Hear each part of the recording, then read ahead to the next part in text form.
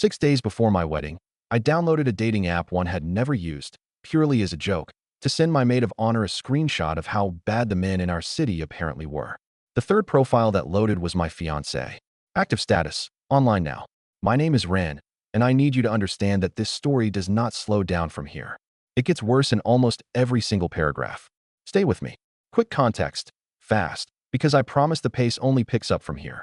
Callum and I had been together 2.5 years. We met at a friend's engagement party, ironically enough, and got engaged ourselves 14 months later after what felt, at the time, like an unusually solid, drama-free relationship. He was a physical therapist, worked long shifts, occasionally traveled for continuing education certifications. Steady guy, reliable texter, the kind of low-key normal that, in hindsight, I now understand can absolutely coexist with something monstrous happening 2 inches under the surface. Here's exactly how the dating app thing happened.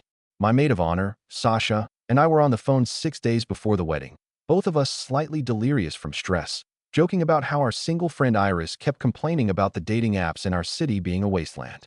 Download one and see for yourself, Sasha said, half laughing. So I did, just to screenshot a few bad profiles and send them to Iris as a joke. I set my search radius to 5 miles. I set my age range wide, 25 to 40, casting a broad net for maximum comedic material.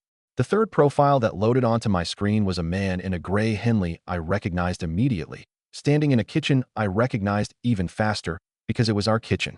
Same backsplash tile. Same coffee maker visible on the counter behind him. The name on the profile said Cal, 31. Not Callum. Cal. A shortened version he never actually went by in real life. Not once, in 2.5 years. I sat completely still for probably 10 full seconds, phone in my hand, genuinely trying to convince myself this was some kind of glitch, some ghost profile from years ago he'd forgotten existed. Then I saw the activity indicator underneath his photo. A small green dot. The words next to it, online now. It was 9:40 on a Tuesday night. Callum was, as far as I understood, working a late shift, texted me 40 minutes earlier that he'd be home around 11. And somewhere, on a dating app, at that exact moment, Cal, 31, was active, browsing, present, doing whatever people do on those apps when the little dot says they're currently there. I want to tell you what happened over the next 11 minutes, because it's the fastest and worst 11 minutes of information I have ever absorbed in my entire life, and it did not slow down once. I tapped on the profile. 6 photos loaded. The kitchen one. A gym mirror selfie I'd never seen before, in a gym I didn't recognize, meaning he'd taken it somewhere that wasn't the gym we belonged to together. A photo at what looked like a rooftop bar, a drink in hand, clearly not alone based on the cropped-out arm visible at the edge of the frame. Someone else had been standing right there, cut out of the shot on purpose. The bio read, just ending a long relationship, figuring out what I actually want. Not looking for anything serious yet, just meeting people. Honest and upfront about where I'm at. Just ending a long relationship. Present tense, or close enough to it. 6 days before he was supposed to marry me, he had a bio describing our engagement as something already, functionally, over. I did the thing you're not supposed to do, and I did it immediately, without a second of hesitation. I made a fake profile of my own, 30 seconds flat, grabbing a stock photo off the internet, setting my fake name to Lena, and I matched with him. On a dating app. With my own fiancé. 6 days before our wedding. He messaged first. Within 90 seconds of the match. Hey Lena, love your smile. What are you up to tonight? I stared at that message for what felt like an extremely long time. My own fiancé, hitting on a fake profile I'd just made, 40 minutes after texting me he'd be home by 11. 6 days before our wedding. I want to be completely honest. I almost stopped there. I almost closed the app, called him, screamed, ended it right then over the phone. But some colder, more clinical part of my brain, the same part, I think, that keeps a lot of us functioning during the worst moments of our lives, told me to keep going first.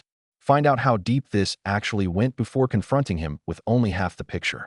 So I kept messaging as Lena. And what I learned over the next hour, sitting completely still on my couch, is genuinely one of the most disorienting escalations of information I've ever experienced, because it did not stop at he's on a dating app. It kept getting worse in real time, message by message. He told Lena he was single. Confirmed, directly, when I asked. He told her he lived alone, just me and my dog, which was an actual, specific lie, because we had a dog together, a rescue mutt named Biscuit who was, at that exact moment, asleep on the couch 2 feet away from me while I read this message. He told her he was not really a relationship guy right now, more just seeing where things go with a few people, which was, I realized with a fresh cold wave of horror, plural. A few people. Not just me pretending to be a stranger. Actual, real, other people he was actively talking to. I asked Lena's version of the obvious question. How long had he been on the app? He said, without hesitation, like it was nothing. On and off for like 8 months, mostly just talking to people, nothing serious. 8 months. We had been engaged for 10. I want to describe the next part carefully, because it's the moment this story stopped being about one dating app profile and became about something much larger. I asked him, still as Lena, if he wanted to meet up sometime that week. He said yes immediately, suggested Thursday, 2 days before my wedding, and named a bar. A specific bar. One I happened to know, because it was 3 blocks from my own office, a bar I'd mentioned to him exactly once, months ago, in passing. Then I did something that I think genuinely changed the entire shape of the next 6 days. I clicked over to his profile's mutual interest tab, a feature the app has that shows you other users you have matches or overlapping likes with. And I saw something that made my stomach drop through the floor of our apartment. Another profile, tagged as a recent match, of his, a woman named Priya. No relation. A coincidence of a common name I want to note only, because I got briefly confused mid-panic thinking I'd stumbled onto an entirely different scandal before realizing it was simply a different woman with a common first name, whose bio read, taken but he doesn't know I'm here lol, just window shopping upside down faced. I clicked her profile further, because at this point I was operating on pure, cold momentum, unable to stop myself even though every new piece of information was actively making things worse. Her profile had a location tag. Same 5-mile radius as mine. Same city, obviously, but a specific neighborhood tag that I recognized, because it was Callum's brother's neighborhood, where Callum stayed, according to him, once or twice a month when work runs late, and it's not worth the drive home. I am not proud of what I did next, but I don't regret it either. I messaged her. Not as Lena, as myself, my real profile, real photo, real name, explaining exactly who I was and asking, as calmly as I could type with hands that would not stop shaking, whether the man in her matches list, Cal, had ever mentioned being engaged. She responded within 4 minutes. What she told me detonated something that had, up to that point, still felt somehow containable. One bad profile, one bad conversation, something I could still theoretically survive and forgive if I decided to. She wasn't just a match. She was someone he'd been seeing, actually seeing, in person, for about 5 months. Dinners. A weekend trip to a cabin 2 hours outside the city that he'd told me, at the time, was a solo work retreat thing, decompressing before the wedding stuff ramps up.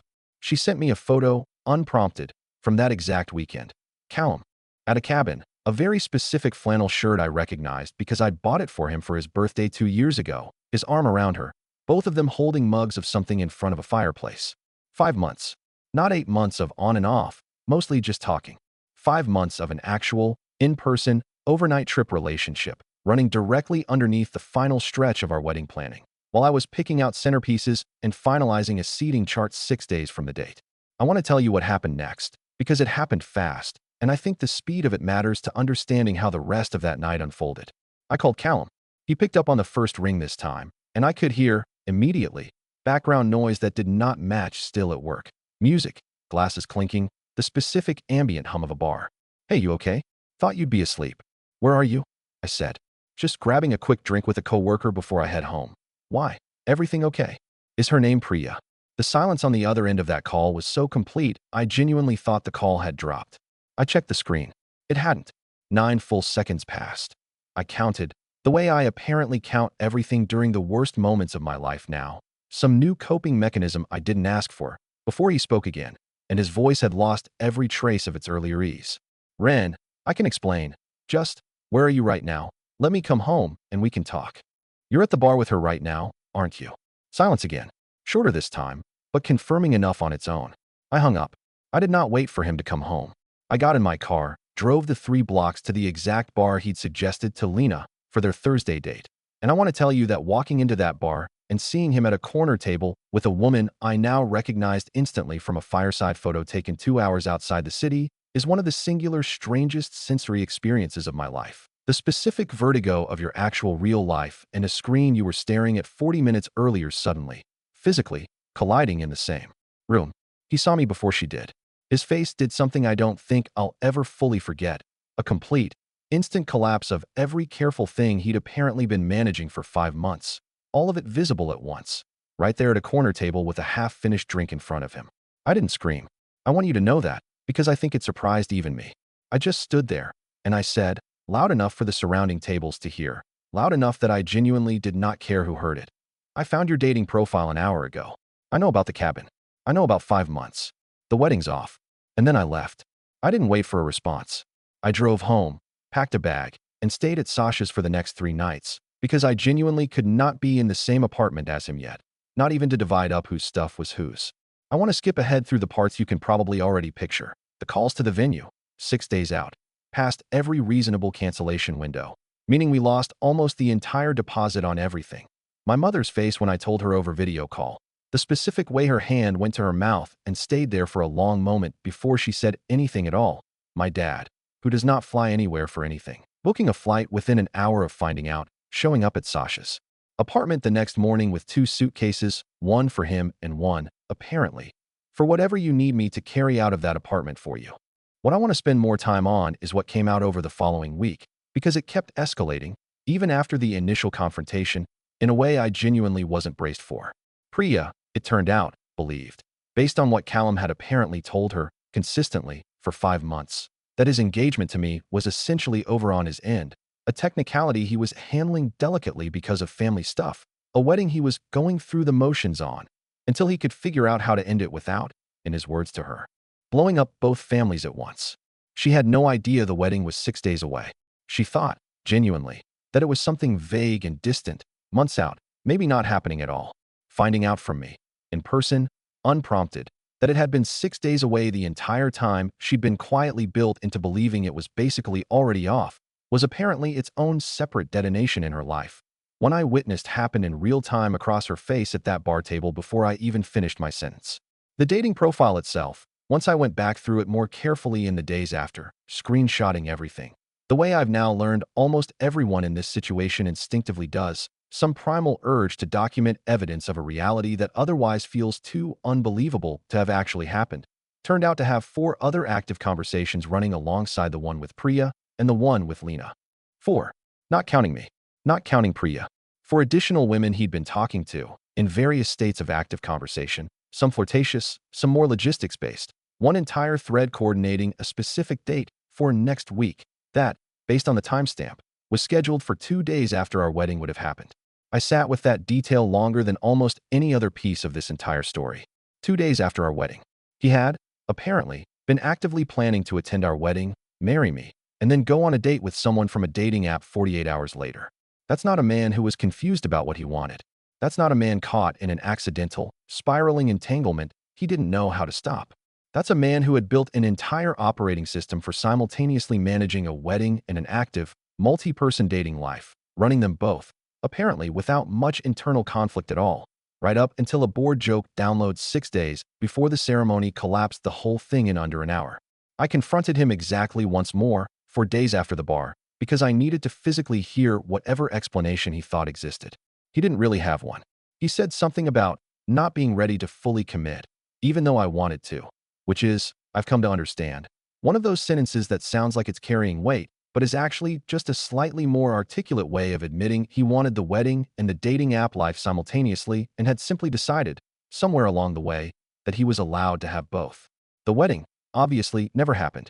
My parents ate the deposit losses without a single complaint. My dad quietly handling the vendor cancellation calls himself over that first week because I genuinely could not make myself do it. I moved out of our apartment within 2 weeks, taking Biscuit with me, which was, without question, the single easiest decision of the entire ordeal. It's been about 4 months now. I started therapy almost immediately, faster than I think I would have for most other kinds of crises, mostly because the specific, layered nature of what I'd found. One profile leading to another, leading to a physical location, leading to an entire second in-person relationship, leading to 4 more active conversations, left me with a kind of hyper-vigilant aftershock that I genuinely didn't know how to sit with alone. My therapist has helped me understand that the speed and scale of what I uncovered that night wasn't a reflection of how much I'd failed to notice over 2.5 years. It was a reflection of how much effort, energy, and genuine skill Callum had apparently put into building and maintaining a completely separate operating system for his own dishonesty, one sophisticated enough to run 6 additional conversations without a single one of them ever surfacing in our actual day-to-day life together. I think, more than anything, about how close the whole thing came to never happening at all, about the specific, almost absurd randomness of a bored, half-joking phone call with my maid of honor being the actual mechanism that unraveled 2.5 years of a relationship I trusted completely. If Sasha hadn't made that joke, if I hadn't downloaded the app in that exact 10-minute window, if his profile hadn't happened to load 3rd instead of 30th, or if I'd simply closed the app after the first uncomfortable jolt of recognition instead of pushing further. I think about the version of this story where I marry him 6 days later, genuinely, completely unaware, and go on with my life for who knows how many more months or years before something eventually, inevitably, surfaced on its own. My mother said something to me a few weeks after everything happened that I still think about often. She said, "You didn't waste 2.5 years, Ren. You found out the truth in 2.5 years instead of finding it out after a decade, after kids, after so much more was tangled up in it. This is the version where you got out early enough that it's still, somehow, survivable." I didn't believe her at the time. I believe her more now, for months out, with enough distance to actually see the shape of what I avoided instead of only the shape of what I lost. If you've ever had an entire hidden life surface because of something as small and random as a joke, a bored 10 minutes, an app you downloaded for reasons that had absolutely nothing to do with your own relationship, I want to hear about it. I think there's something almost unbearably specific about how many of these stories start with something this small and mundane, and end up rewriting an entire understanding of a life you thought you knew completely. 6 days. One joke download. That's all it took to learn which version of my life was ever actually real.